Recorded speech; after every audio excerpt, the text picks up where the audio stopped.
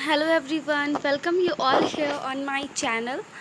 आज इससे पहले हमने जो वीडियो बनाया था वो समावेशी शिक्षा से रिलेटेड बनाया था कि समावेशी शिक्षा क्या होती है, उसकी क्या आवश्यकता है। तो इस वीडियो में हम केवल ऑडियो देखेंगे, कुछ भी आपको रिटर्न नहीं मिलेगा, क्योंकि important thing is that you have to listen. बस आपको सुनना है और समझना है। बाकी उसके हिसाब से अगर आप मुझे बोलते हैं आपको नोट्स चाहिए तो I will make notes for you.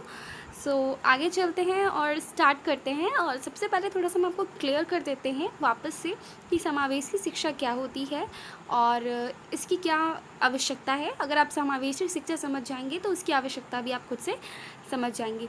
तो समावेशी शिक्षा एक ऐसी शिक्षा होती है जिसमें सामान्य बालकों के साथ वैसे बालकों को भी पढ़ाया जाता है जो किसी न किसी रूप से अपंग होते हैं, या तो उनका हाथ खराब होता है या पाँव खराब होता है। तो यही समावेशी शिक्षा है जो हमारे देश में चल रही है, और ये काफ़ी ज़्यादा एडवांटेजेबल भी रही है हमारे लिए, क्योंकि इससे जो विकलांग बच्चे हैं उनको बहुत ही ज़्यादा फ़ायदा हुआ। उन्हें बहुत ज़्यादा कॉन्फिडेंस आया कि हम भी अपने लाइफ में कुछ कर सकते हैं। पहले उनके साथ ऐसा नहीं होता था। तो अब हम इसकी शिक्षा के लिए क्या क्या पहल हुए हैं और क्या क्या योजनाएं हुए, कुछ उसके बारे में डिस्कस करेंगे।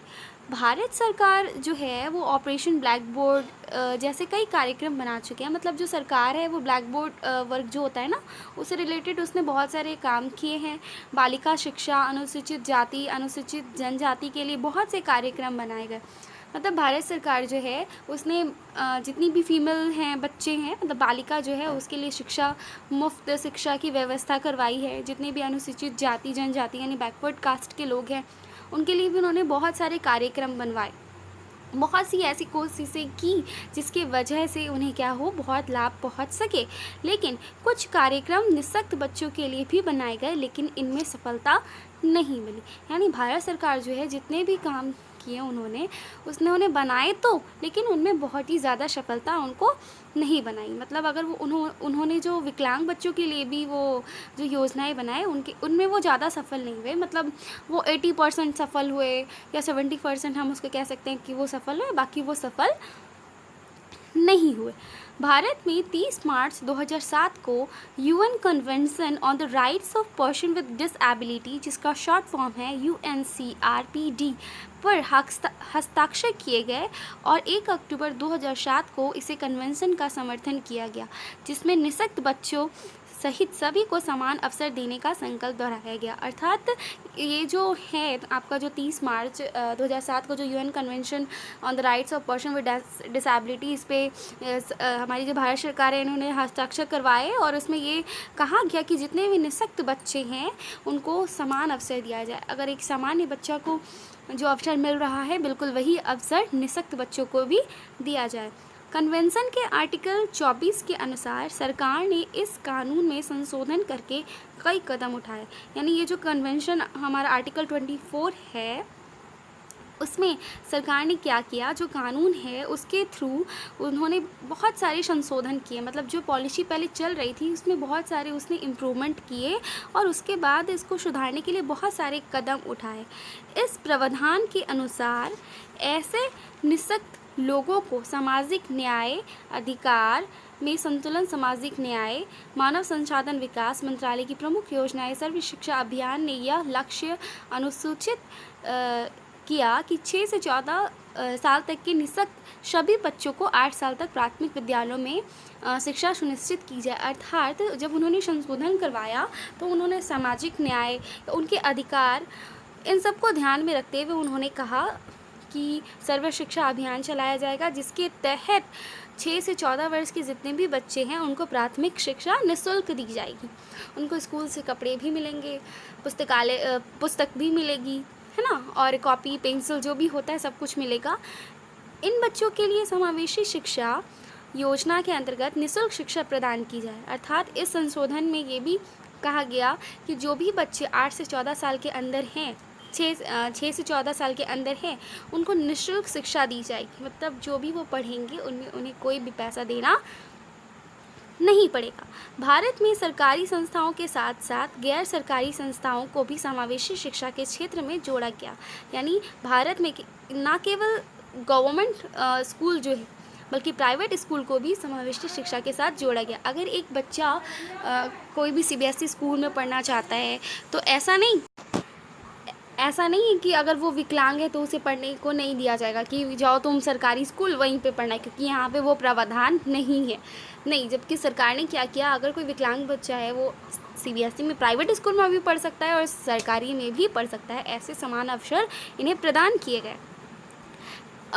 उन्हें छात्रवृत्ति दी जाए, विकास के सभी समान अवसर दिए जाए।